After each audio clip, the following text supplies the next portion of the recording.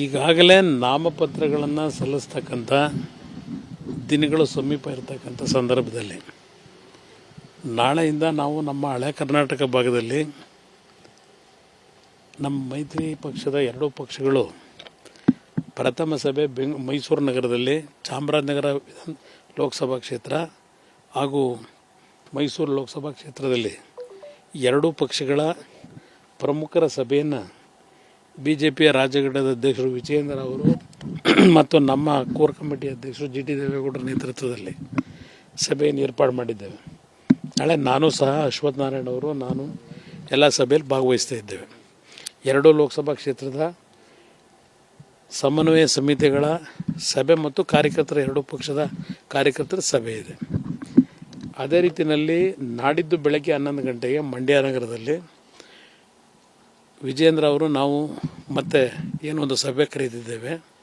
ಪುಟ್ಟರಾಜು ಅವರು ನಾರಾಯಣಗೌಡರು ಎಲ್ಲರೂ ಸೇರಿ ನಾಡಿದ್ದು ಒಂದು ಸಮನ್ವಯ ಸಮಿತಿಯ ಸಭೆಯನ್ನು ಮಂಡ್ಯ ಲೋಕಸಭಾ ಕ್ಷೇತ್ರಕ್ಕೆ ಸಂಬಂಧಪಟ್ಟಾಗೆ ಎರಡೂ ಪಕ್ಷಗಳ BJP ಮತ್ತು JDSನ ಪ್ರಮುಖರ ಸಭೆ ಏನಿದೆ ಆ ಸಭೆಯ ಹಿನ್ನೆಲೆಯಲ್ಲಿ ನಾಡಿದ್ದು ಸಭೆಯಲ್ಲಿ ಭಾಗವಹಿಸಿ ಸಂಪೂರ್ಣ ಚುನಾವಣೆಯ ಉಸ್ತುವಾರಿ ಜವಾಬ್ದಾರಿನ ತೆಗೆದುಕೋಬೇಕು ಅಂತಕ್ಕಂಥ ಒಂದು ಮನವಿ ಸಲ್ಲಿಸಲಿಕ್ಕೆ ನಾನು ನಾರಾಯಣಗೌಡರು ಅವರೇನು ನಮಗೇನು ದೂರದವರೆಲ್ಲ ನಮ್ಮ ಮನೆಯವರೇ. ದೂರ ಇದ್ದರು ಮಧ್ಯದಲ್ಲಿ ಯಾರು ಈಗ ದೂರ ಆಗ್ತಕ್ಕಂಥದ್ದು ಕಾಂಗ್ರೆಸ್ ನಾಯಕರುಗಳು ಪಾಪ ಆಸೆ ಇಟ್ಕೊಂಡಿದ್ರು, ಏನೋ ಅವ್ರು ತೀರ್ಮಾನ ತಗೊಂಡ್ಬಿಡ್ತಾರೆ ಅಂತೇಳಿ. ಅವರೆಲ್ಲಾದರೂ ಹೇಳಿದ್ರೆ ಇಲ್ಲಿವರೆಗೆ ಅದರಿಂದ ಇರಲಿ, ಅದರಲ್ಲಿ ಅದ್ರ ಬಗ್ಗೆ ಚರ್ಚೆ ಬೇಡ. ಅದ್ರ ಬಗ್ಗೆ ಆಯಿತು.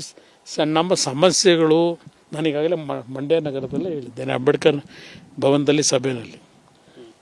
ನಮ್ಮಲ್ಲಿ ಹಲವಾರು ಸಂದರ್ಭಗಳಲ್ಲಿ ರಾಜಕೀಯ ಬೆಳವಣಿಗೆಗಳಲ್ಲಿ ಕೆಲವು ರಾಜಕೀಯದ ಸಂಘರ್ಷಗಳು ನಡೆದಿರ್ತದೆ. ಅದು ಕಾಲಕ್ಕೆ ಅವೆಲ್ಲ ಬದಲಾವಣೆಗಳಾಗ್ತಕ್ಕಂಥದ್ದು ಈ ರಾಜಕೀಯದ ವ್ಯವಸ್ಥೆಯ ಒಂದು ಪ್ರಕ್ರಿಯೆಗಳಿರ್ತವೆ. ಆ ನಿಟ್ಟಿನಲ್ಲಿ ಅವರ ದೇಹ ನಮ್ಮಿಂದ ದೂರ ಇದ್ದರೂ ಹೃದಯ ನಮ್ಮ ಹತ್ರನೇ ಇತ್ತದು, ನನಗೆ ಗೊತ್ತಿದೆ. ನನಗೆ ಅದರಿಂದ ಅದು ನಾನು ಅದಕ್ಕೆ ನನಗೆ ವಿಶ್ವಾಸ ಇತ್ತು. ಯಾವ ಕಾರಣಕ್ಕೂ ಕೆಲವು ರಾಜಕೀಯದ ಒಂದು ಬೆಳವಣಿಗೆಗಳಲ್ಲಿ ಸ್ಥಳೀಯವಾಗಿ ಸ್ವಲ್ಪ ಮನಸ್ಸಿನ ಮೇಲೆ ಬೇಸರ ಆದಾಗ ಕೆಲವು ರಿಯಾಕ್ಷನ್ಗಳು ಬಂದಿರ್ತದೆ. ಅದು ನೀವು ಹಲವಾರು ಸಂದರ್ಭದಲ್ಲಿ ನಾವು ಅದಕ್ಕೆ ಉದಾಹರಣೆನೂ ಕೊಡಬಲ್ಲೆ. ಅದರಿಂದ ಇವತ್ತು ಆ ಒಂದು ಪರಿಸ್ಥಿತಿಗಳಿಲ್ಲ. ಅವರ ಒಂದು ನಾಯಕತ್ವದಲ್ಲೇ BJPಯ ಏನು ಚುನಾವಣೆಯಲ್ಲಿ ಸ್ಪರ್ಧೆ ಮಾಡಿದಂಥ ಎಲ್ಲ ನಮ್ಮ BJPಯ ಪರಾಜಿತ ಅಭ್ಯರ್ಥಿಗಳಿರ್ಬೋದು, ನಮ್ಮ ಪಕ್ಷದ ಪರಾಜಿತ ಅಭ್ಯರ್ಥಿಗಳಿರ್ಬೋದು, ಎಲ್ಲರೂ ಜೊತೆಗೂಡಿ ಒಂದು ಸಮನ್ವಯತೆಯಿಂದ ವಿಶ್ವಾಸದಿಂದ ಮಂಡ್ಯ ಚುನಾವಣೆ ನಡೆಸ್ತಕ್ಕಂಥ ನಿರ್ಧಾರ ಏನು ಮಾಡಿದ್ದಾರೆ. ನಾಡಿದ್ದು ಅದಕ್ಕೊಂದು ಕ್ಲಿಯರ್ ಸಂದೇಶ, ಸ್ಪಷ್ಟವಾದ ಸಂದೇಶ ಮಂಡ್ಯ ಜನತೆಗೆ. ವಿಜಯೇಂದ್ರ ಅವರು ನಾನು ಇಬ್ಬರು ಸಭೆಯನ್ನು ಏನು ಭಾಗವಹಿಸ್ತಾ ಇದ್ದೇವೆ. ಒಂದು ಸಂದೇಶ ಮೈಸೂರು ಚಾಮರಾಜನಗರ ಭಾಗ ಮತ್ತು ಮಂಡ್ಯದಲ್ಲಿ ಏನು ಪ್ರಾರಂಭ ಆಗ್ತದೆ, ಅದು ರಾಜ್ಯದ 28 ಲೋಕಸಭಾ ಕ್ಷೇತ್ರಗಳಲ್ಲಿ ಆ ಪ್ರಕ್ರಿಯೆಗಳು ಮುಂದಿನ ಒಂದು ವಾರದಲ್ಲಿ ಇವತ್ತು ಎರಡೂ ಪಕ್ಷಗಳು ಜಂಟಿಯಾಗಿ ಯಾವ ರೀತಿ ಚುನಾವಣೆ ನಡೆಸಬೇಕು ಅಂತಕ್ಕಂಥ ತಾಲೀಮುಗಳು ಪ್ರಾರಂಭ ಆಗುತ್ತೆ. ಅದ್ರ ಬಗ್ಗೆನೂ ಉತ್ತರ ಕೊಡ್ತೀನಿ ಸದ್ಯದಲ್ಲಿ. ಚಲುವರಾಯಸ್ವಾಮಿ ಅವರು ಹೇಳ್ತಾರೆ ಎಲ್ಲ ಪುಟ್ಟರಾಜು ಅವ್ರಿಗೆ ವೇದಿಕೆ ರೆಡಿ ಆಗಿತ್ತು, ದಿಢೀರ್ನೆ ಕುಮಾರಸ್ವಾಮಿ ಅವರು ಬಂದ್ಬಿಟ್ಟು ಮಂಡ್ಯದಲ್ಲಿ ಕೂತ್ಬಿಟ್ರು ಅಂತ ಹೇಳ್ತಾ ಇದ್ದಾರೆ. ಆ ದಾಟಿ ನಮ್ಮನೆ ಸುದ್ದಿ ಯಾಕೆ ಅಂತ ಕೇಳ್ಬೇಕಿತ್ತು ನೀವು. ಪಾಪ ಅವರಿಗೆ ಇನ್ನೂ ನಮ್ಮ ಬಗ್ಗೆ ಮಮತೆ ಹೋಗಿಲ್ಲ, ಹಳೆ ಮಮತೆ ಇಟ್ಕೊಂಡಿದ್ದಾರೆ. ಪುಟ್ಟರಾಜು ಅವ್ರ ಬಗ್ಗೆ ಕಳೆದ 2004ನೇ ಇಸ್ವಿಯಿಂದ ವಿಶೇಷವಾದ ಮಮತೆ ಇಟ್ಕೊಂಡಿದ್ದಂಥವ್ರು ಅವರು. ಪುಟ್ಟರಾಜು ಅವ್ರ ಬಗ್ಗೆ ಅನುಕಂಪ ಮಮತೆ ಇಟ್ಕೊಂಡಂಥವ್ರು. ಆ ಅನುಕಂಪದಿಂದ ಪುಟ್ಟಣ್ಣನ ಬಗ್ಗೆ ಮಾತನಾಡಿದ್ದಾರೆ.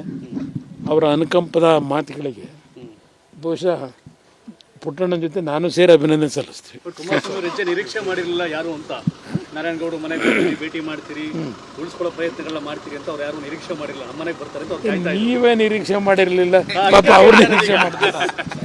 ಎಲ್ಲರಿಗೂ ಒಳ್ಳೇದಾಗ್ಲಿ ಬ್ರದರ್. ಕನ್ನಡಿಗರ ಮೆಚ್ಚಿನ ನಿಮ್ಮ ನ್ಯೂಸ್ 18 ಕನ್ನಡ ಈಗ ವಾಟ್ಸ್ಆಪ್ನಲ್ಲಿಯೂ ಲಭ್ಯ. ಕರ್ನಾಟಕ ಮತ್ತು ದೇಶ ವಿದೇಶದ 360 ಡಿಗ್ರಿ ಸುದ್ದಿ ವಿವರವನ್ನ ನೀವು ನಿಮ್ಮ ಕೈ ಬೆರಳುಗಳಲ್ಲಿಯೇ ಪಡೆಯೋದಿಕ್ಕೆ ಈ QR ಕೋಡ್ ಅನ್ನ ಸ್ಕ್ಯಾನ್ ಮಾಡಿ. ನಮ್ಮ ಚಾನೆಲ್ ಅನ್ನ ಫಾಲೋ ಮಾಡಿ, ನೋಟಿಫಿಕೇಶನ್ ಆನ್ ಮಾಡಿ.